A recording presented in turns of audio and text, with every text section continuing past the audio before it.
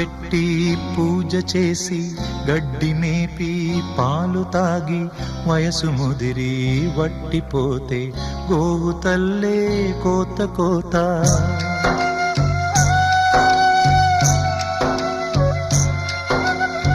బొట్టు పెట్టి పూజ చేసి గడ్డి మేపి పాలు తాగి వయసు ముదిరి వట్టిపోతే గోవు తల్లే కోత కోత.